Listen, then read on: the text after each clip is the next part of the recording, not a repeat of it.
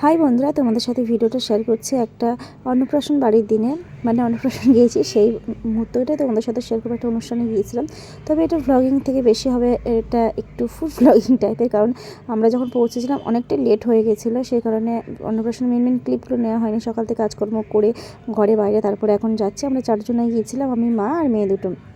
আর সম্পর্কটা তোমাদেরকে বুঝিয়ে বলি, আমার মাসির নাতনি অন্নপ্রাশন ছিল, তো এখানে আমরা গিয়েছিলাম। তবে আজকে ভিডিওটা তোমরা পাচ্ছ, তোমাদেরকে একটা কথা আমি বলে দিই ভিডিওর মাঝখানেই, বলছি শুরুতেই বলে ভেবেছিলাম, যাই হোক এটা আমার ভুল। আজকে হচ্ছে রাস পূর্ণিমা, তাই প্রত্যেককে জানাচ্ছি শুভ রাস পূর্ণিমা। সবাই খুব আনন্দ করো, সবাই খুব ভালো থাকো এবং সুস্থ থাকো। আমার দাইহাটবাসীদের উদ্দেশ্যে বলছি, কারণ দাইহাটের আর অনেকটাই জনপ্রিয়, সকলেই চেনো হয়তো।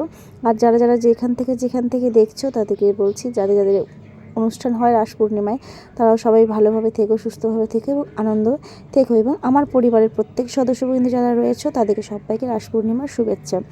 তো খাওয়া বললামই তোমাদের যে ব্লগটা একটু ফুড ব্লগিং টাইপের হয়ে যাবে, খাওয়া দাওয়া শেয়ারটা বেশি হয়ে যাবে।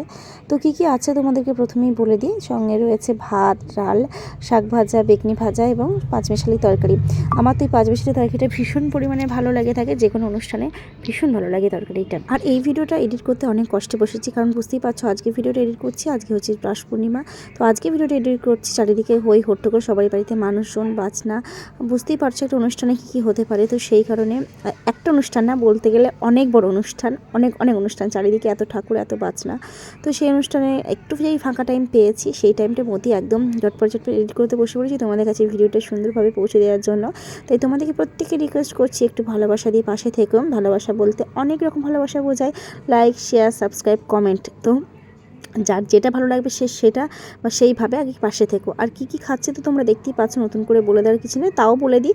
সঙ্গে ছিল ফুলকপির তরকারি, আর ছিল মাছ, তারপরে চাটনি, পাঁপড়, মিষ্টি, পায়েস, তারপরে কী ছিল, হ্যাঁ দই। এতগুলো খাবার তোমাদের নাম পরপর টানা বলে দিলাম, কারণ তোমাদের সাথে আর কিছু কথা আমি বলতে চাই খাবারের মাঝখানে, সেগুলো হচ্ছে তোমরা কিন্তু আমার পাশে থেকো। আর হ্যাঁ, এই যে কথাটা, যেটা হচ্ছে আমি কতটা কি তোমাদের সাথে রাসের, আমার বাড়ির অনুষ্ঠান, আমার পাড়ার অনুষ্ঠান, আমার দাইহাট শহরের অনুষ্ঠান কতটা শেয়ার করতে পারবো জানি না, খুব ব্যস্ত রয়েছি, বুঝতেই পারছো।